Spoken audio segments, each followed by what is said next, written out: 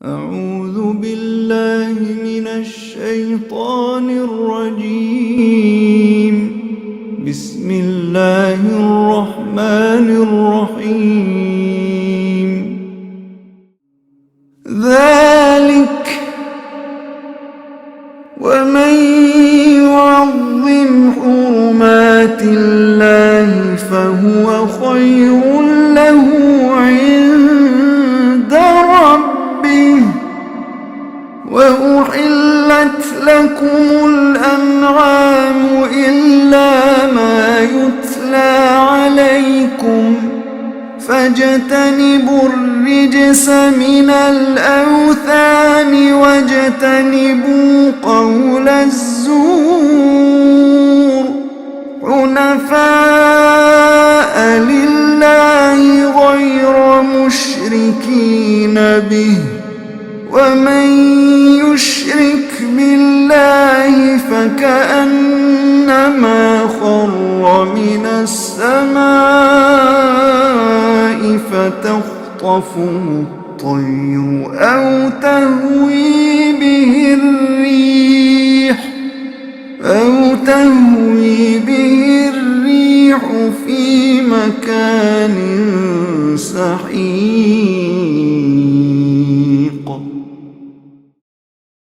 അസ്സലാമു അലൈക്കും വറഹ്മത്തുള്ളാഹി വബറകാതുഹു. ഖുർആൻ പദം 1077 ദിവസത്തിലേക്ക് എല്ലാവരെയും ഹാർദമായി സ്വാഗതം ചെയ്യുന്നു. സൂറത്തുൽ ഹജ്ജിലെ 30-31 ആയത്തുകളാണ് ഇന്ന് പഠനവിധേയമാക്കുന്നത്. ക്ലാസ് ആരംഭിക്കുന്നതിനായി ആദരണീയനായ ഡോക്ടർ എ വിലായത്തുള്ള സാഹിബിനെ ക്ഷണിക്കുന്നു. അസ്സലാമു അലൈക്കും വറഹ്മത്തുള്ളാഹി വബറകാതുഹു. അഊദു ബില്ലാഹി മിനശ് ശൈത്വാനിർ റജീം. ബിസ്മില്ലാഹിർ റഹ്മാനിർ റഹീം. ذلك ومن يعظم حرمات الله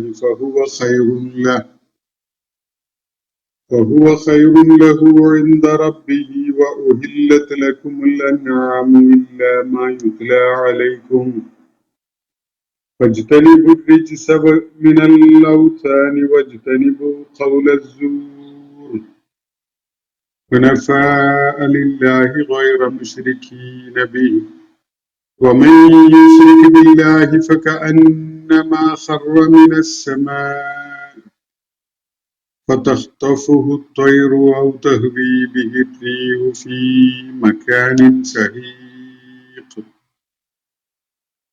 സദഖല്ലാഹുൽ അലിയ്യുൽ അസീം. സൂറത്തുൽ ഹജ്ജിലെ 30-31 ആയത്തുകളാണ് ഞാൻ നിങ്ങളെ കേൾപ്പിച്ചിട്ടുള്ളത്. ഹജ്ജിന് വേണ്ടി വിളംബരം ചെയ്യാൻ ഇബ്രാഹിം അലൈഹിസ്സലാമിനോട് അല്ലാഹു കൽപ്പിച്ച കാര്യവും അതിനോട് പ്രതികരിച്ചുകൊണ്ട് ആളുകൾ നടന്നു ഒട്ടകപ്പുറത്തൊക്കെ സവാരി ചെയ്തു വിദൂരമായ ദിക്കുകളിൽ നിന്ന് വരെ ഹജ്ജിനായിട്ട് ഇബ്രാഹിം അലൈഹിസ്സലാമിന്റെ ആ വിളിക്ക് ഉത്തരം ചെയ്തുകൊണ്ട് ലബൈക്ക് അല്ലാഹുമ്മ ലബൈക്ക് എന്ന് ഉരുവിട്ടുകൊണ്ട് അവർ വരും. ആ കാര്യം നമ്മൾ പിന്നീട് ആയത്തുകളിൽ സൂചിപ്പിക്കുന്നത് കാണുകയുണ്ടായി. അവരെത്തുന്നത് അവർക്കായി അള്ളാഹു നിശ്ചയിച്ചിട്ടുള്ള ചില മംഫഅത്തുകളുണ്ട്. അത് ഏറ്റുവാങ്ങാനും അതിന് സാക്ഷ്യം വഹിക്കുന്നതിനൊക്കെ വേണ്ടിയാണ്. ലിയശ്ഹദു മനാഫിഅ ലഹും. അതുപോലെ നിർണിതമായ നാളുകളിൽ അള്ളാഹുവിന്റെ നാമം ഉച്ചരിച്ചുകൊണ്ട് അവൻ അവർക്കായി നൽകിയിട്ടുള്ള ബഹീമത്തുൽ അൻആമിനെ ബലി നടത്തുന്നതിന് വേണ്ടിയുമാണ്. അതുകൊണ്ട് നിങ്ങൾ യാതൊരു മനസ്സങ്കോചവും ഇല്ലാതെ തന്നെ അത് ഭക്ഷിച്ചുകൊള്ളുക. അതിൽ നിന്ന് ഞെരുക്കം അനുഭവിക്കുന്ന എല്ലാ ദരിദ്രർക്കും നിങ്ങൾ നൽകിക്കൊള്ളുകയും ചെയ്യുക. ഇതാണ് നൽകപ്പെട്ട ഒരു നിർദ്ദേശം. ഹജ്ജിന്റെ ലക്ഷ്യങ്ങൾ, ഹജ്ജ് എന്തിനു വേണ്ടി എന്നതൊക്കെ വ്യംഗ്യമായും പരോക്ഷമായിട്ടൊക്കെ സൂചിപ്പിക്കപ്പെടുന്ന ഒരു കാര്യമാണ് നമ്മൾ ഇവിടെ കാണുന്നത്. പിന്നെ ഹജ്ജുമായി ബന്ധപ്പെട്ടുകൊണ്ടുള്ള യാത്രയുടെയും തുടർന്നുള്ള നാളുകളിലെയും ഒക്കെ അഴുക്കും പൊടിപടലങ്ങളും ഒക്കെ നീക്കി നിങ്ങൾ ശുദ്ധരാവുക. തുമ്മൽ യഖ്ദു തഫസഹും എന്നാണ് അവിടെ നിർദ്ദേശിക്കപ്പെട്ടത്.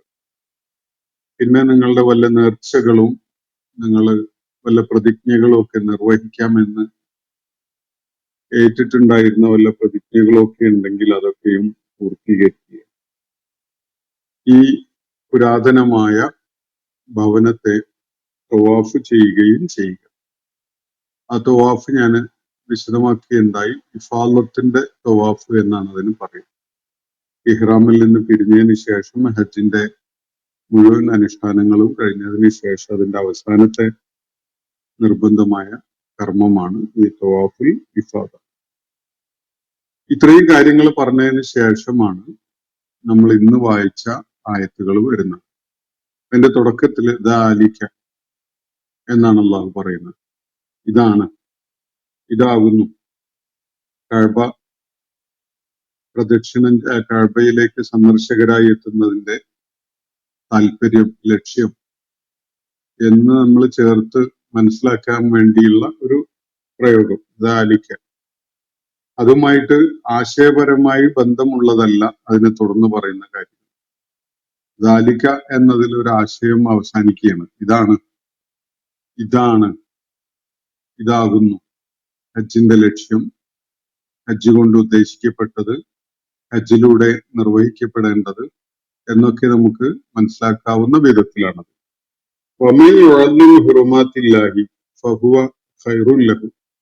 എന്നിട്ട് അള്ളാഹു പറയുന്നത്, അള്ളാഹുവിന്റെ ഹുറുമാത്തുകളെ ആരാണോ ആദരിക്കുന്നത്, തഅ്ലീം ചെയ്യുന്നത്, അത് അവന് ഗുണകരമാണ്. അള്ളാഹുവിന്റെ ഹുറുമാത്തുകളാണ് ഒന്ന്, രണ്ടാമത്തത് തഅ്ലീം ചെയ്യലാണ്, മൂന്നാമത്തത് അത് ഗുണകരമാണ് എന്നാണ് പറയുന്നത്. എന്താണ് അള്ളാഹുവിന്റെ ഹുറുമാത്തുകൾ? അവയെ എങ്ങനെയാണ് തഅ്ലീം ചെയ്യേണ്ടത്? അതിനെ മഹത്വപ്പെടുത്തിക്കൊണ്ട് അല്ലെങ്കിൽ മഹത്വമുള്ള വിധത്തിൽ അവയെ പരിഗണിക്കേണ്ടത് എങ്ങനെയാണ് തുടങ്ങിയ കാര്യങ്ങളാണ് ഇതുമായി ബന്ധപ്പെട്ടുകൊണ്ട് നമുക്ക് മനസ്സിലാക്കാനിരിക്കുന്നത്. ഹജ്ജിന്റെ കാര്യങ്ങൾ ഇവിടെ വിവരിക്കപ്പെട്ടു കഴിഞ്ഞു. ഹജ്ജുമായി ബന്ധപ്പെട്ടുകൊണ്ടുള്ള പല സംഗതികളും അള്ളാഹു പവിത്രമാക്കി വെച്ചിരിക്കുന്ന, പാവനമാക്കിയിട്ടുള്ള വിശുദ്ധമായ ചിഹ്നങ്ങളായിട്ട്, വിശുദ്ധ ചിഹ്നങ്ങളായിട്ട് നിർണയിച്ചു വെച്ചിട്ടുള്ളതാണ്. വിശുദ്ധ ഖുർആനിൽ വേറെ ഒരിടത്ത് സഫയെയും മറുവയെയും ഒക്കെ അള്ളാഹുവിന്റെ ശാഇറിൽ പെട്ടതായിട്ട് സൂചിപ്പിക്കുന്ന കാണാൻ കഴിയും. ഇതൊക്കെ ഈ ഇടങ്ങൾ, സഫ, മറുവ, കഅബ, അതുപോലെ ഹിജ്ർ ഇസ്മായിൽ, അതുപോലെ മഖാമു ഇബ്രാഹിം, ഹജ്ജിന്റെ വേറെ ഇടങ്ങൾ മിന, അറഫ, മുസ്ദലിഫ, ജംറ, അതുപോലെ ഹജ്ജ് വേളയിൽ ബലിയെറുക്കാനായിട്ട് കൊണ്ടുവരുന്ന ബലിമൃഗങ്ങൾ, ഇതിനു വേണ്ടി നിശ്ചയിക്കപ്പെട്ട നാളുകൾ, ഹജ്ജിന്റെ ഇഹ്റാം വസ്ത്രം, അതിനുള്ള യാത്രക്കുള്ള സാമഗ്രികൾ, അതിനുവേണ്ടി തയ്യാറാവല്, ഇതൊക്കെ തന്നെ അള്ളാഹു വളരെ ആദരണീയമായ പവിത്രതയോടും പവനതയോടും കൂടി പരിഗണിക്കപ്പെടേണ്ട വിധത്തിൽ നിശ്ചയിച്ച കാര്യങ്ങളാണ്. ഇതിനെയൊന്നും ആരും നിസ്സാരമായിട്ട് വളരെ അനാദരവോടുകൂടി കൈകാര്യം ചെയ്യുകയോ പരാമർശിക്കുകയോ ഒന്നും ചെയ്യാൻ പാടില്ല. അള്ളാഹു വെച്ച സംവിധാനമാണത്. യൗമുൻ നെഹറിന് അതിന്റെ പ്രാധാന്യമുണ്ട്, അതുപോലെ യൗമ അറഫക്ക് പ്രാധാന്യമുണ്ട്, അതുപോലെ അയ്യാമു തശ്രീഖിന് പ്രാധാന്യമുണ്ട്, ഇഹ്റാമിന്റെ നിബന്ധനകൾക്ക് പ്രാധാന്യമുണ്ട്, ഇഹ്റാമില് ചെയ്തുകൂടാത്തതും അനുവദനീയമായതും ഒക്കെ വ്യവസ്ഥപ്പെടുത്തപ്പെട്ടിട്ടുള്ളതാണ്. ആ വ്യവസ്ഥകളും മാർഗദർശനങ്ങളും പ്രാധാന്യമുള്ളതാണ്. അതുപോലെ തവാഫ് പ്രധാനമാണ്. ഇതിന് അള്ളാഹു നിശ്ചയിച്ച തർത്തീബുണ്ട്, ഒരു ക്രമമുണ്ട്, അതൊക്കെയും പ്രാധാന്യമുള്ളതാണ്. ഇതൊക്കെ അള്ളാഹുവിന്റെ ഹുറുമാത്തുകളാണ്. അള്ളാഹ് നിശ്ചയിച്ചിട്ടുള്ള വിശുദ്ധിയുള്ള അടയാളപ്പെടുത്തലുകളാണ് അതൊക്കെ. അതിന്റെ പാവനതയ്ക്ക് ഭംഗം വരുന്ന വിധത്തിലുള്ള പെരുമാറ്റമോ സംസാരമോ നിലപാടോ ഒന്നും ആരും കാണിച്ചുകൂടാ. ആരെങ്കിലും അതിനെ താഴ്ലീം ചെയ്യുന്നുവെങ്കിൽ അള്ളാഹു വെച്ച വ്യവസ്ഥയാണ്, അതിന് വലിയ പ്രാധാന്യം കൽപ്പിച്ചുകൊണ്ട് ആദരവോടുകൂടിയേ അത്തരം സംഗതികളെ പരാമർശിച്ചുകൂടൂ, അത്തരം സംഗതികളെ സമീപിച്ചുകൂടൂ എന്നൊക്കെ ആരെങ്കിലും തീരുമാനിക്കുന്നുവെങ്കിൽ അതിനാണ് താഴ്ലീം എന്ന് പറയുന്നത്. താഴ്ലീം എന്ന് പറഞ്ഞാൽ വലിയ പ്രാധാന്യവും ആദരവും ഒക്കെ നൽകിക്കൊണ്ട് അവയെ പരിഗണിക്കലാണ്. അങ്ങനെ ചെയ്യുന്നത്, ആരെങ്കിലും അങ്ങനെ ചെയ്യുന്നുവെങ്കിൽ ഫഹുവ ഖൈറുൻ ലഹു ഇൻദ റബ്ബി, തന്റെ രക്ഷിതാവിന്റെ അടുക്കൽ തീർച്ചയായിട്ടും അത് അവന് ഏറെ ഗുണകരമാണ്. അള്ളാഹു അത് പ്രത്യേകം മഅ്ജൂറായിട്ട് പരിഗണിക്കുന്നു എന്നാണ് ഇവിടെ സൂചിപ്പിക്കപ്പെടുന്നത്. ഇതൊക്കെ തന്നെ ഒരു വ്യവസ്ഥയാണ്, അള്ളാഹു വെച്ച ഒരു സംവിധാനമാണ്. ആ സംവിധാനത്തിനെ ആദരിക്കുകയും അതിനെ ഉൾക്കൊള്ളുകയും ചെയ്യുക എന്നതിൽ വലിയ പ്രാധാന്യമുണ്ട്. ഇതേ കാര്യം നമുക്ക് ഇതിനെ തകിടം മറിച്ചുകൊണ്ടും അതിനെ അപ്രധാനമായി കാണിച്ചുകൊണ്ടും ഒക്കെ ചെയ്യാവുന്നതാണ്. അങ്ങനെ പലരും പല കാര്യങ്ങളിലും അങ്ങനത്തെ ഡീവിയേഷൻസ് ഒക്കെ നടത്തുന്നുണ്ടാകാം. സമീപകാലത്ത് നടന്ന ചില വിവാഹങ്ങളുടെ കാര്യത്തിലൊക്കെ നമുക്കത് പ്രകടമായിട്ട് കാണാൻ കഴിയുന്നത്. അപ്പൊ ഈ ചില വ്യവസ്ഥകൾ എന്ന് പറയുന്നത്, ഇപ്പോ നമ്മൾ വലത് കൈ കൊണ്ട് ഭക്ഷണം കഴിക്കുക എന്നുള്ളത്, ബിസ്മി ചൊല്ലി വലത് കൈ കൊണ്ട് ഭക്ഷണം കഴിക്കുക എന്നത് അള്ളാഹു പ്രവാചകൻ മുഖേന പഠിപ്പിച്ചിട്ടുള്ള ഒരു വ്യവസ്ഥയാണ്. ശീലം കൊച്ചുനാളിലെ ഇടത് കൈ കൊണ്ട് തിന്ന് ശീലിച്ചു കഴിഞ്ഞാൽ അതിന് യാതൊരു അനൗചിത്യവും ഒരാൾക്കും അനുഭവപ്പെട്ടോളണമെന്നില്ല. ഇടത് കൈ കൊണ്ട് ഒരാള് വാരി തിന്നുന്ന ശീലം ചെറുപ്പം മുതലേ ഉണ്ടാക്കിയെടുത്താൽ അതൊരു വ്യവസ്ഥയായിട്ട് വരും. പക്ഷെ വ്യവസ്ഥപ്പെടുത്താൻ ഏറ്റവും യോഗ്യനായ മാതൃകാ പുരുഷന്മാരാണ് പ്രവാചകന്മാർ. പ്രവാചകന്മാർ ഒരു കാര്യം വ്യവസ്ഥപ്പെടുത്തുമ്പോൾ അത് സമൂഹത്തിൽ വേരോട്ടം നേടുന്നു, അത് നിലനിൽക്കുന്നു, അത് സമൂഹത്തിന് ഒരു ഡിസിപ്ലിൻ ഉണ്ടാക്കുന്നു.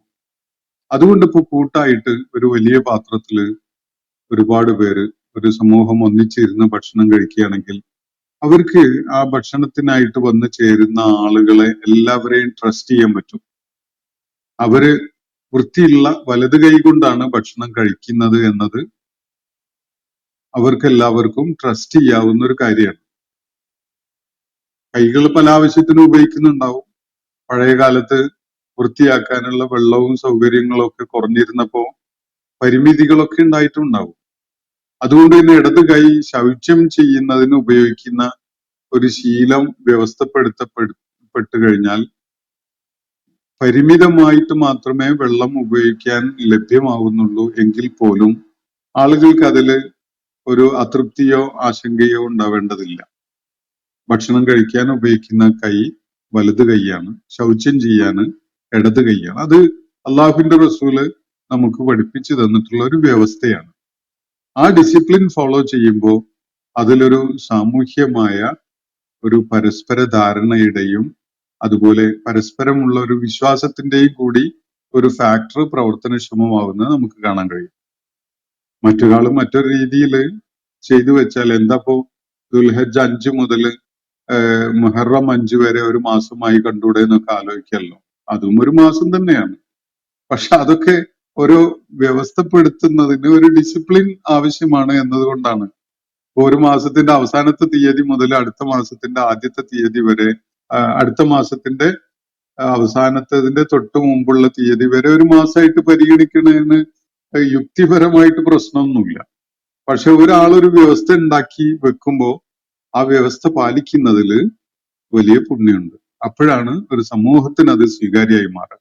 അതിന് ഏറ്റവും മാതൃകായോഗ്യനായ വ്യക്തി അത് ചെയ്തു വെക്കുമ്പോൾ അത് ലോകത്തുള്ള മുഴുവൻ ആളുകൾക്കും അത് ഒരു മാതൃകയായിട്ട് മാറുന്നു. ഇന്ന് ഞാൻ മനസ്സിലാക്കിയെടുത്തോളം ബഹുഭൂരിപക്ഷം ആളുകളും വലത് കൈ കൊണ്ട് ഭക്ഷണം കഴിക്കുന്നവരാണ്. വലത് കൈ കൊടുത്ത് ഷേക്ക് ഹാൻഡ് ചെയ്യുന്ന ആളുകളാണ് ബഹുഭൂരിപക്ഷം. പലരെയും ഞാൻ 2 കൈകൾ കൊണ്ടും തിന്നുന്നതൊക്കെ കണ്ടിട്ടുണ്ട്. പ്രത്യേകിച്ച് അനിസ്ലാമിക സംസ്കാരത്തിൽ നിന്നുള്ള ആളുകൾ. അത് ഏത് ഇടതാണോ വലുതാണോ എന്നൊന്നും നോക്കാതെ അല്ല രണ്ട് കൈകൾ കൊണ്ടും വാരി വലിച്ച് തിന്നുന്ന ഒരു രീതിയൊക്കെ കണ്ടിട്ടുണ്ട്. പക്ഷെ ഇസ്ലാമിൽ അത് പ്രവാചകൻ സല്ലല്ലാഹു അലൈഹി വസല്ലം ഒരു വ്യവസ്ഥ ഉണ്ടാക്കി വെക്കുകയാണ് ചെയ്തിട്ടുള്ളത്. ഈ വ്യവസ്ഥക്ക് അതിൻ്റെതായ വലിയ പ്രാധാന്യമുണ്ട്. അതുപോലെ ഹജ്ജുമായി ബന്ധപ്പെട്ട സകല സംഗതികളും ഇപ്പോ ഇഹ്റാമിന് അള്ളാഹു പുരുഷന്മാർക്ക് 2 കഷ്ണം വെള്ള തുണികളാണ് നിശ്ചയിച്ചിട്ടുള്ളത് ഇഹ്റാം വസ്ത്രമായി. ഇതിപ്പോ എന്താ കറുപ്പ് കൊടുത്താല് നമുക്ക് നഗ്നത മറയൂലേ? ചുവപ്പാണെങ്കിൽ കൂടുതൽ ശ്രദ്ധയിൽ പെടൂലേ? ഞാനും എന്റെ കൂടെ ഉള്ളവരും ഒക്കെ ഒരു പ്രത്യേക കളറായാലും എല്ലാവർക്കും എളുപ്പം ഐഡന്റിഫൈ ചെയ്യാൻ പറ്റൂലേ എന്നൊക്കെ പലർക്കും തോന്നുന്നുണ്ടാവും. പക്ഷെ അതൊക്കെ ഒരു വ്യവസ്ഥയെ തകിടം മറിക്കലാണ് എന്നതാണ് നമുക്കതിൽ മനസ്സിലാക്കാൻ പറ്റുന്നത്. അപ്പൊ ഞാനോ എന്നെ പോലെയുള്ള ആളുകളോ ഒരു സംഗതി കൊണ്ടുവരുമ്പോ അത് പരിമിതമായിട്ട് മാത്രമേ സ്വീകരിക്കപ്പെടുകയുള്ളൂ. അതേസമയത്ത് അള്ളാഹുവിന്റെ ദൂതൻ പഠിപ്പിക്കുന്ന ഒരു സംഗതി നാൾക്ക് നാൾ അത് അംഗീകാരം നേടിക്കൊണ്ടേ ഇരിക്കും. അതിന്റെ അംഗീകാരം ലഭിക്കുന്നതിന്റെ വ്യാപ്തി, അതിന്റെ മേഖല വർദ്ധിച്ചുകൊണ്ടേയിരിക്കും. അതാണ് അതിന്റെ ഒരു അഡ്വാൻറ്റേജ്. ഇവിടെ ഹജ്ജുമായി ബന്ധപ്പെട്ടുകൊണ്ടുള്ള ചില ഹുർമാത്തുകളെയാണ് അള്ളാഹു പരാമർശിച്ചിട്ടുള്ളത്. വിശുദ്ധമായത്, ആദരണീയതയുള്ളത് എന്നൊക്കെയാണ് ഹുർമാത്ത് കൊണ്ട് ഉദ്ദേശിക്കുന്നത്. അത് പ്രതീകാത്മകമായ ആദരണീയതയാണ് ഇതിനൊക്കെ ഉള്ളത്. ഇഹ്റാമിന്റെ വസ്ത്രത്തിനായാലും ബലി കഴിക്കാൻ വേണ്ടി കൊണ്ടുവരുന്ന മൃഗങ്ങളുടെ കന്നുകാലികളുടെ കാര്യമായാലും അതുപോലെ ഈ ഹജ്ജിന്റെ ഇടങ്ങളായാലും ഇതൊക്കെ തന്നെ അള്ളാഹു നിശ്ചയിച്ച ചില പ്രതീകങ്ങളാണ്. ഈ പ്രതീകങ്ങള് ആദരണീയമായിട്ട് പരിഗണിക്കപ്പെടേണ്ടതുണ്ട് എന്നത് അള്ളാഹു വെച്ച വ്യവസ്ഥയാണ്. നബി സല്ലല്ലാഹു അലൈഹി വസല്ലം അതിന്റെ വിശദാംശങ്ങള് പഠിപ്പിച്ചിട്ട് തന്നിട്ടുമുണ്ട്. അതിന്റെ അടിസ്ഥാനപരമായ കാര്യങ്ങള് ഖുർആൻ തന്നെ സൂചിപ്പിക്കുന്നുണ്ട്. അതിന്റെ പ്രായോഗിക രൂപവും അതിന്റെ വിശദാംശങ്ങളും ഒക്കെ നൽകുന്നത് നബി സല്ലല്ലാഹു അലൈഹി വസല്ലം അദ്ദേഹത്തിന്റെ ചര്യയിലൂടെയാണ്. അപ്പോ ഈ സംഗതികള് ആദരവ് അർഹിക്കുന്ന കാര്യമാണ്. അതിനെ ആദരവോടുകൂടി തന്നെ പരിഗണിക്കപ്പെടേണ്ടതുണ്ട്. അതിന്റെ നിയമവ്യവസ്ഥകളെയും മര്യാദകളെയും ലംഘിച്ചുകൂടാ. എങ്ങനെയാണ് അതിനെ അനാദരിക്കുക എന്ന് പറയുന്നത്? അതിന്റെ വ്യവസ്ഥകളെ വെല്ലുവിളിക്കലും ലംഘിക്കലും പുച്ഛിക്കലും ഒക്കെയാണ്. ഇപ്പോ ഇങ്ങനെ ഇപ്പോ ഇഹ്റാമില് നമുക്കറിയാം ഒരു ഷോൾഡർ വെളിപ്പെടുത്തിക്കൊണ്ടാണ് എന്റെ ഓർമ്മ വലത് ഭാഗത്തെ വലത് ഷോൾഡർ വെളിപ്പെടുത്തുന്ന വിധത്തിലാണ് ഇഹ്റാമിന്റെ മേൽവസ്ത്രം അണിയാറുള്ളതെന്നാണ് എന്റെ ഓർമ്മ. ഒരുപക്ഷെ മറിച്ചാണോ എന്ന് എനിക്കറിയില്ല, എനിക്ക് എന്റെ ഓർമ്മയിലില്ല, അതുകൊണ്ടാണ് ഞാൻ അത് വ്യക്തമായിട്ട് പറയാത്തത്. എന്തായാലും അത് നബി സല്ലല്ലാഹു അലൈഹി വസല്ലം വെച്ചിട്ടുള്ള ഒരു വ്യവസ്ഥയാണ്. ആ വ്യവസ്ഥ മറിച്ചായാലും എന്താ കുഴപ്പമെന്നൊക്കെ ചോദിക്കാവുന്നതേ ഉള്ളൂ. അതില് പ്രത്യേകിച്ച് കഴമ്പൊന്നുമില്ല. ഒരു വ്യവസ്ഥ നബി സല്ലല്ലാഹു അലൈഹി വസല്ലം പഠിപ്പിച്ചു തരുന്നത് ഒരു സമൂഹത്തിന് കൃത്യതയോടുകൂടി ഇത്തിബാ ചെയ്യാൻ വേണ്ടിയാണ്. അതൊക്കെ തന്നെ ആദരിക്കപ്പെടേണ്ട, അതുപോലെ പാവനമായിട്ട് പരിഗണിക്കപ്പെടേണ്ട കാര്യങ്ങളാണ് എന്നാണ് ഇവിടെ അള്ളാഹു സൂചിപ്പിക്കുന്നത്. അപ്പോ ഇതൊക്കെയാണ് ഹജ്ജ്, ഇതൊക്കെയാണ് ഹജ്ജിന്റെ ലക്ഷ്യം, ഇതൊക്കെയാണ് ഹജ്ജിലൂടെ ഉദ്ദേശിക്കപ്പെടുന്നത് എന്ന് പറഞ്ഞതിന് ശേഷം അള്ളാഹു പറയുന്നത് വമൻ യുഅല്ലിം ഹുറുമാത്തില്ല, അള്ളാഹു വെച്ച ഈ ആദരണീയതയുള്ള വിശുദ്ധിയുള്ള ഈ ചിഹ്നങ്ങൾ അതിനെ ആരെങ്കിലും താളീം ചെയ്യുന്നുവെങ്കിൽ, അതിനെ ആദരണീയതയോടുകൂടി അതിന്റെ പവിത്രത ഉൾക്കൊണ്ടുകൊണ്ട് അതിനെ ഉയർത്തി നിർത്തുന്നുവെങ്കിൽ, അതിനെ അനാദരിക്കാതെ അതിനെ ആദരവോടുകൂടി കാണുന്നുവെങ്കിൽ ഫഹുവ ഖൈറുൻ ലഹു, അത് അവന് ഏറ്റവും ഗുണകരമാണ് ഇൻദ റബ്ബിഹി, അവന്റെ നാഥന്റെ അടുക്കൽ.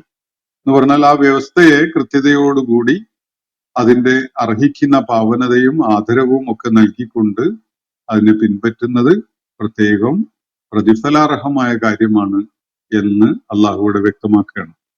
അപ്പോ ഈ വ്യവസ്ഥയെ ലംഘിക്കുന്നതും അതിനെ വെല്ലുവിളിക്കുന്നതും അതിനെ പുച്ഛിക്കുന്നതും ഒക്കെ തന്നെ ഹജ്ജിന്റെ ആത്മാവിനെ കളങ്കപ്പെടുത്തുന്ന കാര്യമാണ് എന്നത് പറയേണ്ടതില്ല. അത് അക്രമപരമായ ഒരു നിലപാടാണ് എന്നതിൽ യാതൊരു സംശയവും ഇല്ല. ഉഹില്ലത്തിലേക്കുമല്ല ഞാൻ, എന്നിട്ട് തുടർന്ന് അള്ളാഹു പറയുന്നു, നിങ്ങൾക്ക് കന്നുകാലികളെ അനുവദനീയമാക്കപ്പെട്ടിരിക്കുന്നു. ഇവിടെ ഭക്ഷിക്കാൻ അനുവദനീയമാക്കപ്പെട്ടിരിക്കുന്നു എന്നാണ് നേർക്കുനേരെ തന്നെ അതിനെ എല്ലാവരും ഖുർആൻ വ്യാഖ്യാതാക്കളൊക്കെ ഉൾക്കൊള്ളാറുള്ളത്. മറിച്ചൊരു സാധ്യതയല്ല, കാരണം അതിനെ തുടർന്നുള്ള വാക്കുകളിൽ അത് വ്യക്തമാണ്. അപ്പോ ذَلِكَ وَمَنْ يُعَظِّمْ حُرُمَاتِ اللَّهِ فَهُوَ خَيْرٌ لَهُ. പറഞ്ഞതിന് ശേഷം പറയുന്നത് فَهُوَ خَيْرٌ لَهُ عِنْدَ رَبِّهِ എന്നത് വ്യക്തമാക്കപ്പെട്ടതിന് ശേഷം وَأُحِلَّتْ لَكُمُ الْأَنْعَامُ, കന്നുകാലികൾ, നാക്കാലികൾ, അത് നിങ്ങൾക്ക് ഹലാലാക്കപ്പെട്ടവയാണ് ഭക്ഷ്യാവശ്യത്തിനായി. ഇല്ലാമാ യുത്ല അലൈക്കും, നിങ്ങൾക്ക് പ്രത്യേകമായി ഓതിക്കേൾപ്പിക്കപ്പെട്ടതൊഴികെ. നേരത്തെ തന്നെ സൂറത്തുൽ അൻആമില് അള്ളാഹു നമ്മൾ പഠിച്ച ഭാഗത്ത് കണ്ടതാണ്. ഈ കന്നുകാലികളുടെ കൂട്ടത്തില് അല്ലെങ്കിൽ മൃഗങ്ങളുടെ കൂട്ടത്തില് മനുഷ്യന് ഭക്ഷ്യ ആവശ്യത്തിന് വേണ്ടി അനുവദനീയമായത് ഏതാണ്, അനുവദനീയമല്ലാത്തത് ഏത് തരത്തിൽപ്പെട്ടതാണ് എന്നതൊക്കെ നമ്മൾ മനസ്സിലാക്കിയതാണ്. വീണ് ചത്തതും തമ്മിൽ തല്ലുകൂടി കുത്തുകൂടി ചത്തതും അതുപോലെ പല സംഗതികളും സൂറത്തുൽ അൻആമിൽ വിവരിക്കപ്പെടുന്നുണ്ട്. അതുപോലെ ലഹ്മു ഖിൻസീർ, പന്നിമാംസം, രക്തം, ഇതൊക്കെ നിഷിദ്ധമാണ് എന്നത് അവിടെ വ്യക്തമാക്കിയതാണ്. അപ്പൊ അങ്ങനെ വ്യക്തമാക്കപ്പെട്ടതൊഴികെ ബാക്കിയുള്ള കന്നുകാലികള്, നാക്കാലികളൊക്കെ നിങ്ങൾക്ക് അനുവദനീയമാണ് എന്നാണ് ഇവിടെ വ്യക്തമാക്കുന്നത്. അതുകൊണ്ട് ഈ കന്നുകാലികളുടെ മാംസം, നാക്കാലികളുടെ മാംസം ഭക്ഷ്യ ആവശ്യത്തിനായിട്ട് പ്രയോജനപ്പെടുത്തുന്നതിൽ ആർക്കും ഒരു ആശങ്കയും സങ്കോചവും ആവശ്യമില്ല. അത് അള്ളാഹു ഹലാലാക്കി തന്നിട്ടുള്ളതാണ്. നിങ്ങൾക്കായിട്ട്, നിങ്ങൾക്കുള്ള റിസ്ഖായിട്ട് അള്ളാഹു ഒരുക്കി തന്ന സംഗതികളാണ്. അതില് ആരെങ്കിലും വേറെ വല്ല സ്ക്രൂപ്പിൾസ് ഒന്നും വിചാരിക്കേണ്ട യാതൊരു കാര്യവുമില്ല. അത് പ്രായോഗികവുമല്ല. അതില് പ്രത്യേകിച്ച് വലിയ മഹത്വവും ഇല്ല. ചിലര് അങ്ങനെ അത് വലിയ മഹത്വമാണ് എന്ന് കരുതുന്നവരൊക്കെ ഉണ്ട്. ഈ നോൺ വെജിറ്റേറിയൻ കഴിക്കാതിരിക്കുന്നത്, അതുപോലെ മൃഗങ്ങളെ അറുത്ത് ഭക്ഷിക്കാതിരിക്കുന്നത് എന്തോ മഹത്വമാണ് എന്നല്ല. യഥാർത്ഥത്തിൽ അള്ളാഹുവിന്റെ നാമം ഉച്ചരിച്ചുകൊണ്ട് അറുക്കുന്നതോടുകൂടി അത് വളരെ പാവനമായ ഒരു കർമ്മമായിട്ടാണ് മാറുന്നത്.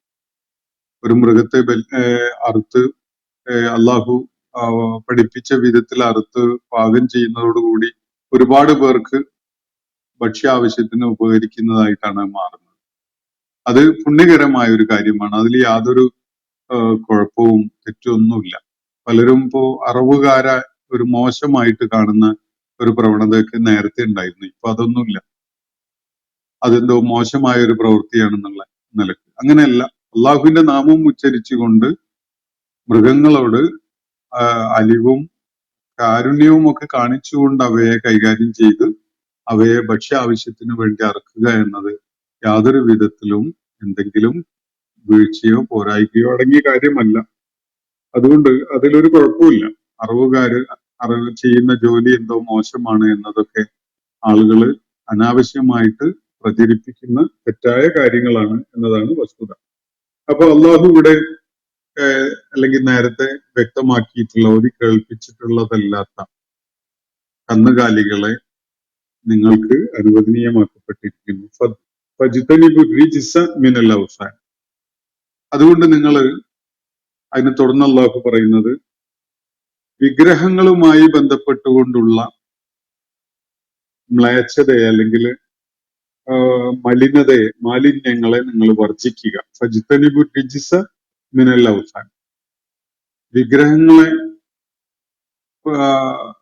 പ്രതിഷ്ഠിച്ചുകൊണ്ട് അവയ്ക്ക് ബലി അറുക്കുന്ന രീതികളൊക്കെ ജാഹിലിയ കാലത്തുണ്ടായിരുന്നു.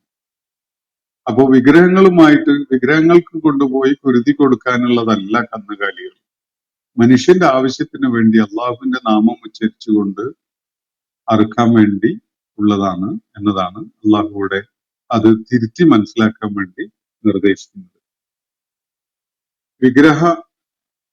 വിഗ്രഹങ്ങളോട് കാണിക്കപ്പെടുന്ന ഭക്തി ആദരവും അതിന്റെ പേരിലുള്ള ബലികർമ്മങ്ങളും അങ്ങനെയുള്ള സകല രിജിസിൽ നിന്നും നിങ്ങൾ സ്വയം മുക്തരാകുക. അത്തരം രിജിസിനെ നിങ്ങൾ പൂർണ്ണമായിട്ട് വർജിക്കുക എന്നാണ് ഇവിടെ നൽകപ്പെടുന്ന നിർദ്ദേശം. അതുപോലെ വജ്തനിബു ഖൗല സൂർ, ഒളി വർത്തമാനങ്ങൾ പറയുന്നതിനെയും നിങ്ങൾ വർജിക്കുക. സംസാരത്തില് അടിസ്ഥാനരഹിതമായ, യുക്തിരഹിതമായ, ബുദ്ധിഹീനമായ കാര്യങ്ങൾ പറയുന്നത്, കള്ളം പറയുന്നത്, വ്യാജം പറയുന്നത്, ഇതൊക്കെ തന്നെ രിജിസിൽ പെടുന്നതാണ്. റിജ്സ് ഈ ഖൗലു സൂർ എന്ന പ്രയോഗത്തിന്റെ ഭാഗമായിട്ട് സൂചിപ്പിക്കപ്പെടുന്ന കാര്യങ്ങളാണ് ഇതൊക്കെ. വജ്തനിബു ഖൗല സൂർ, സൂർ എന്ന കാറ്റഗറിയിൽ പെടുന്നതാണ് ഈ ഇത്തരം സംസാരങ്ങളൊക്കെ തന്നെ. ഇവിടെ വിഗ്രഹങ്ങളുമായി അവയെ താളീം ചെയ്തുകൊണ്ട് ആളുകൾ പറയുന്ന കാര്യങ്ങൾ, അവയുടെ മഹത്വം വാഴ്ത്തിക്കൊണ്ട് പറയുന്ന സംഗതികൾ, അതിന് പിൻബലമായിക്കൊണ്ട് എഴുന്നള്ളിക്കുന്ന അവര് കൊണ്ടുവരുന്ന യുക്തിപരമായ വാദങ്ങളും കാര്യങ്ങളും ഒക്കെ തന്നെ, ഇതൊക്കെ തന്നെ അബദ്ധജടിലമായ സംഗതികളാണ്, വ്യാജമായ അടിസ്ഥാനരഹിതമായ വാദങ്ങളാണ്. അതോടൊപ്പം തന്നെ കളവ് പറയുന്നതും വ്യാജം ചമച്ചുണ്ടാക്കുന്നതും അങ്ങനെ ഈ വക സംഗതികളൊക്കെ തന്നെ റിജിസാണ്. അതൊക്കെയും ഇവിടെ സൂർ എന്ന വാക്ക് ഉപയോഗിച്ചുകൊണ്ടാണ് പരാമർശിക്കപ്പെടുന്നത്, ഖൗലു സൂർ. അപ്പൊ ഖൗലു സൂറിനെ നിങ്ങൾ പൂർണ്ണമായിട്ടും കൈവെടിയുക എന്നാണ് ഇവിടെ നിർദ്ദേശിക്കപ്പെടുന്നത്. എന്നിട്ട് തുടർന്ന് അള്ളാഹു പറയുന്നത് വജ്തനിബു ഖൗല സൂർ എന്ന് പറഞ്ഞതിന് ശേഷം ഹുനഫാ ലില്ലാഹി, പൂർണ്ണമായിട്ട് അള്ളാഹുവിന് വളരെ നിഷ്കളങ്കതയോടുകൂടി വിധേയപ്പെടുന്ന ആളുകളായിട്ട് നിങ്ങൾ നിലകൊള്ളുക. വൈറ മുശ്രിക്കീന ബിഹി, അവനില് ആരെങ്കിലും ആക്കാതെ കണ്ട്, ഒരാളെയും അള്ളാഹുവിനോടൊപ്പം പങ്കാളിയായിട്ട് നിശ്ചയിക്കാതെ പൂർണ്ണമായിട്ട് അള്ളാഹുവിന് വിധേയത്വം നൽകിക്കൊണ്ട് അവന് എക്സ്ക്ലൂസീവായിട്ട് വിധേയത്വം നൽകിക്കൊണ്ടുള്ള ഒരു നിലപാട് നിങ്ങൾ സ്വീകരിക്കുക. വമൻ യുശ്രിക് ബില്ലാഹി, ആരെങ്കിലും അള്ളാഹുവില് മറ്റു പലതിനെയും പങ്കാളികളാക്കുന്നുവെങ്കിൽ, ആരെങ്കിലും ശിർക്ക് ചെയ്യുന്നുവെങ്കിൽ ഫകഅന്നമ ഖറ മിനസ് സമാ, അവന് വിശാല വിഹായുസിൽ നിന്ന് താഴേക്ക് പതിച്ചവനെ പോലെയാണ്. നേരത്തെ അവന് ഒരു വ്യവസ്ഥയും ക്രമവും ഒക്കെ ജീവിതത്തിൽ ഉണ്ടായിരുന്നു. അതിന് ഉപകരിക്കുന്ന വിധത്തിലുള്ള ഒരു ജീവിത ദർശനമാണ് അവനുണ്ടായിരുന്നത്. എന്നാൽ അള്ളാഹുവിൽ പങ്കാളികളെ ചേർത്തുകൊണ്ട് മുശ്രിക്കായി മാറുന്ന ഒരാള് യഥാർത്ഥത്തിൽ അവന് സംഭവിക്കുന്ന വീഴ്ച, ആ പതനം എത്ര ദൗർഭാഗ്യകരമായതാണ് എന്നതാണ് അള്ളാഹുവിടെ ചൂണ്ടിക്കാണിക്കുന്നത്. അള്ളാഹുവിൽ ആരെങ്കിലും പങ്കു ചേർക്കുന്നവർ ഫകഅന്നമ ഖറ മിനസ് സമാ, ആകാശത്തുനിന്ന് അങ്ങ് വീണുപോയവനെ പോലെയാണ്. നേരത്തെ അവനൊരു മേൽക്കൂരയുണ്ടായിരുന്നു, ഒരു പ്രതലം ആയിട്ട് ഭൂമി ഉണ്ടായിരുന്നു, ഒരു വ്യവസ്ഥയും ചിട്ടയും ഒരു ദിശാബോധവും ഒക്കെ ഉണ്ടായിരുന്നു. അതൊക്കെ നഷ്ടപ്പെട്ട് ആകാശത്തുനിന്ന് അങ്ങ് വീണ പോലെ ഒരവസ്ഥയിൽ എത്തിപ്പെട്ടാൽ ഫതഖ്തഫുഹു ത്വയ്റു, അവനെ വേട്ടപ്പക്ഷികൾ റാഞ്ചുകയാണ്. എന്ന് പറഞ്ഞാൽ നേരത്തെ തൗഹീദ് എന്ന അടിസ്ഥാനപരമായ വളരെ വ്യക്തതയുള്ള ഒരു വളരെ ബുദ്ധിപരവും യുക്തിപരവുമായിട്ടുള്ള ഒരു വിശ്വാസത്തിന്റെ അടിത്തറയിലായിരുന്നു അയാൾ നിലക്കൊണ്ടിരുന്നതെങ്കിൽ, ആ തൗഹീദിൽ അധിഷ്ഠിതമായ വിശ്വാസത്തിൽ ഒരാൾക്ക് ഇളക്കം വരികയാണ്, അയാൾ മുശ്രിക്കായി മാറുന്നു എങ്കിൽ അയാൾ ആകാശത്തുനിന്ന് താഴേക്ക് വീണ പോലെയാണ്. ആ വീഴ്ച എവിടെയെങ്കിലും നല്ല പ്രതലത്തിൽ അവനെ കൊണ്ടെത്തിക്കൊന്നുമില്ല. അതിനിടക്ക് അവനെ വേട്ടയാടുകയാണ്, പക്ഷികള് വേട്ടയാടുന്നു, റാഞ്ചുന്നു. ഔ തഹ്വീ ബിഹി റീഹു, അല്ലെങ്കിൽ കാറ്റ് അവനെ കൊണ്ടുപോയി തള്ളിവിടുന്നു. ഫീ മക്കാനിൻ സഹീഖ്, ഒരു തകർന്നടിയാൻ കാരണമാകുന്ന വിധത്തിലുള്ള ഒരിടത്ത്. സഹിഖ എന്ന് പറഞ്ഞാൽ അറബി ഭാഷയിൽ പൊടിച്ചു കളഞ്ഞു എന്നാണ്. വീണുടഞ്ഞ് തരിപ്പണമായി പോകുന്ന ഒരിടം, ഒരു പാറപ്പുറം പോലെ, അല്ലെങ്കിൽ വളരെ പരുഷമായ ഒരു പ്രതലം. അങ്ങനെ ഒരു പ്രതലത്തിൽ കാറ്റ് അവനെ കൊണ്ടുപോയി തള്ളിയിടുന്നു. ഇതാണ് അങ്ങനെ ഒരാൾക്ക് സംഭവിക്കുന്നത്.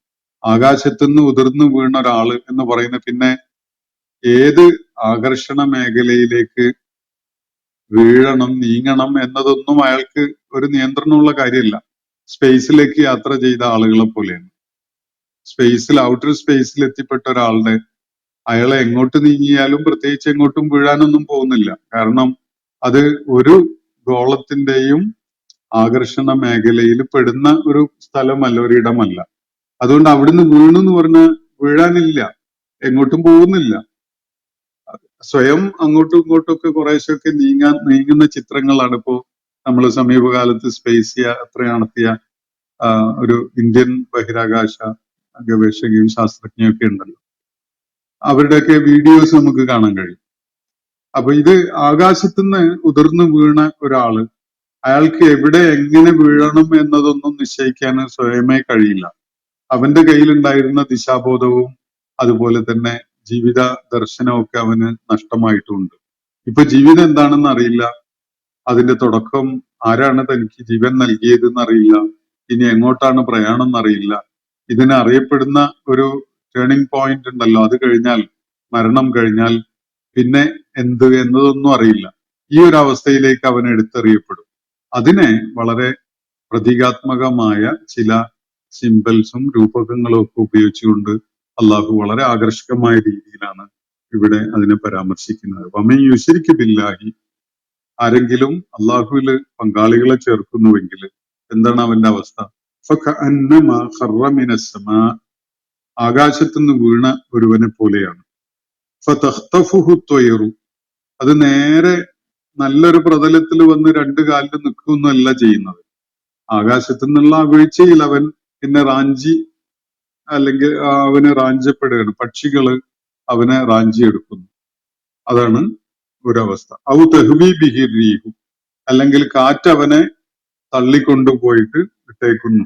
എവിടെയാണ്? ഫീ മക്കാനിൻ സഹീഖ്, വളരെ പരുഷമായ, വളരെ ദുർഘടമായ ഒരിടത്തിലാണ് കാറ്റ് കൊണ്ടുപോയാണ് തള്ളിയിടുന്നത്.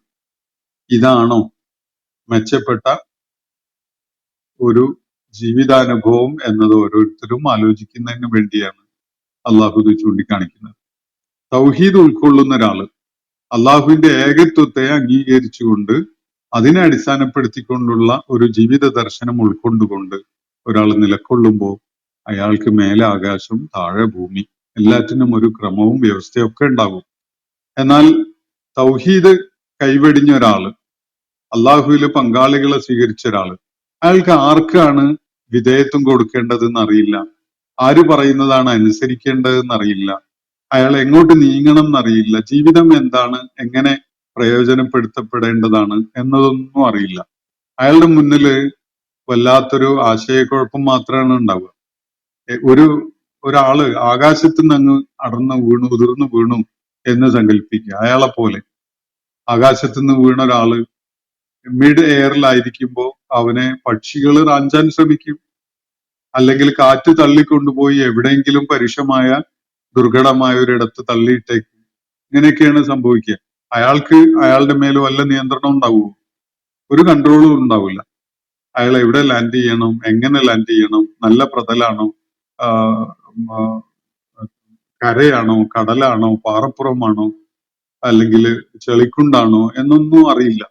എവിടെയെങ്കിലുമൊക്കെ കാറ്റ് തള്ളിക്കൊണ്ടുപോയി അയാൾ അങ്ങിട്ടേക്കും, അല്ലെങ്കിൽ പക്ഷികൾ റാഞ്ചി എടുത്തേക്കും.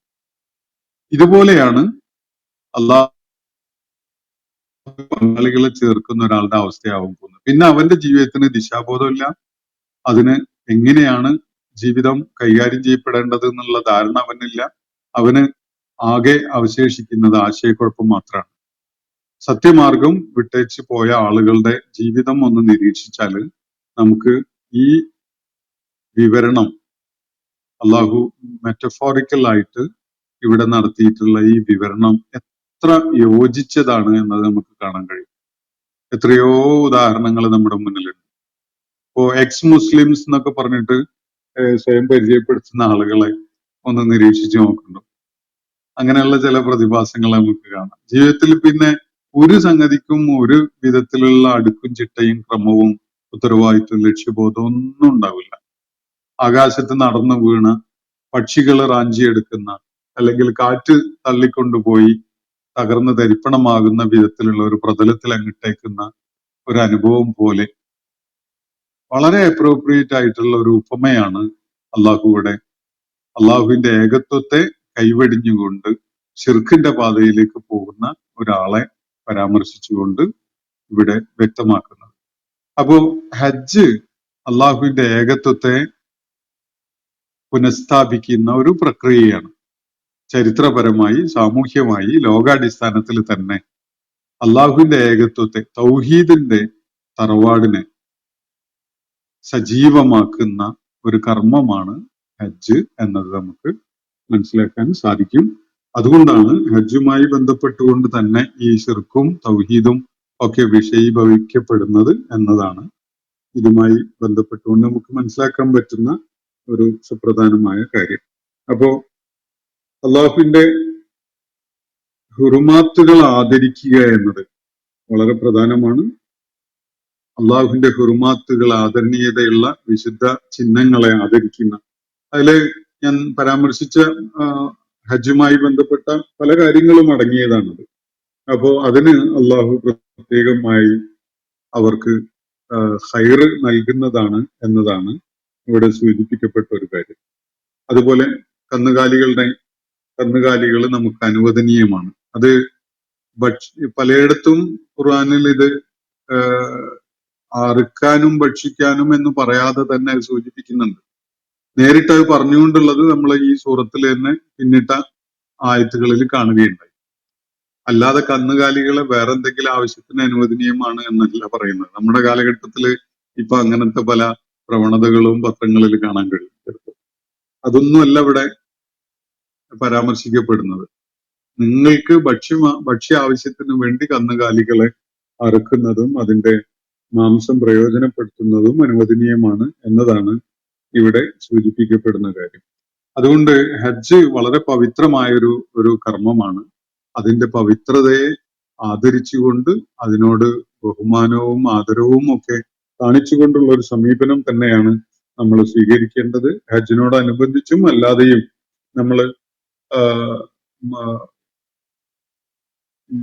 ഖൗലു സൂർ ഉപേക്ഷിക്കപ്പെടേണ്ടതാണ്. അതുപോലെ റിജ്സും മിനൽ ഔസാനും അതിൽ നിന്ന് അകന്നു നിൽക്കേണ്ടതാണ്. ജീവിതം തൗഹീദിന്റെ അടിസ്ഥാനത്തിൽ പുനഃക്രമീകരിക്കപ്പെടേണ്ടതാണ് എന്നതാണ്.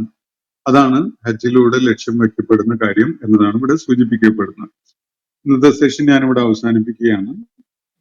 സൂറത്തുൽ ഹജ്ജിലെ 30-31 ആയത്തുകളാണ് നമ്മൾ ഇന്ന് പഠന വിധേയമാക്കിയിട്ടുള്ളത്. അള്ളാഹു നമ്മെ എല്ലാവരെയും അനുഗ്രഹിക്കുമാറാവട്ടെ. വാസുദാവാന അനിൽ അൽഹംദുലില്ലാഹി റബ്ബിൽ ആലമീൻ. അസ്സലാമു അലൈക്കും വറഹ്മത്തുള്ളാഹി വബറകാതുഹു. ഇന്നത്തെ ഖുർആൻ പദം ഇവിടെ സമാപിക്കുന്നു. ഖുർആൻ പഠനത്തിൽ പങ്കെടുത്ത എല്ലാവർക്കും അള്ളാഹു അർഹമായ പ്രതിഫലം നൽകി അനുഗ്രഹിക്കട്ടെ. വആഖിറു ദഅവാന അനിൽ അൽഹംദുലില്ലാഹി റബ്ബിൽ ആലമീൻ. അസ്സലാമു അലൈക്കും വറഹ്മത്തുള്ളാഹി വബറകാതുഹു.